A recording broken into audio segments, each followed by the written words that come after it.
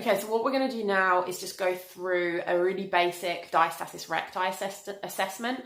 Basically, in this video, what we're going to be doing is assessing the gap. We're assessing how wide the gap is, but also how deep the gap is, how much tension is in the linea alba. And then we're going to do something at the end that tests to see if we can increase the tension in that linea alba. Now, everyone is very focused on the gap, but it's not just about the gap. It's also about the amount of tension, and it's also about how your abdominal muscles behave in lots of different exercises. So make sure that you also do the functional assessment, because that's relevant to you if you have diastasis recti or not. It's just, it shows how strong your abdominal muscles are, or how strong they are in different positions, or what is difficult for them. So you want to take those two different assessments into account. But this video is specifically for diastasis recti. So if you think you have diastasis recti, you need to do this video and kind of assess the gap, but you also need to do the functional video, okay? What some people find is that they don't have diastasis recti, but they still have a tummy. That's fine. This video will tell you if you actually have a diastasis recti or not. Go and do the functional video whether or not you have diastasis recti, and make sure you do both of those in both cases, because it's not just about the gap, it's about how the abdominal muscles function. And if you don't have a gap, you can still have weak abdominal muscles. Okay, so what you want to do is just lift your top up and your trousers down, just so that you can expose the belly and feel what's going on. So you're going to start with your fingers at the belly button, having them sideways like this, and just poke at your belly button, and you're going to lift your head up, okay, and feel if there's a gap between the two sides of the abdominal muscles here. Okay, so if you feel there is a gap, what you can do is put your fingers this way and see if you can get one finger in or two fingers in. And then what you want to do is go up the linea alba and see if that goes all the way to the rib cage, and then try below and see if it's closed or if there's separation there. So we want to test for two things. We want to test for the width of the gap, but we also want to test for the depth of the gap, okay? So how much tension is in those. It's not all about the gap. So you could have a 2 centimeter gap and there's lots of tension between in that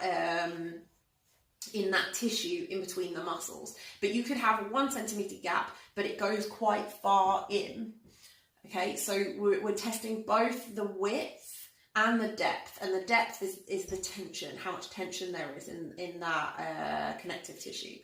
The second thing that we want to do, so this is you're just doing a bit of a crunch, you're just lifting your head up to feel that, and then the next thing we want to do is just do a little pelvic floor contraction, or a kind of transverse contraction. Just try and do something that keeps the tummy flatter and keeps it engaged. So what I'm going to get you to do is just think about pulling this apart, okay? Just think about pulling the abdomen apart, just keeping it flat, and then try again. And what you might find is that there's more tension in the linea alba when you do that than when you didn't. So you can try that also with a pelvic floor contraction. So just do a little pelvic floor contraction and then lift your head up, and you might find there's a lot more tension in it.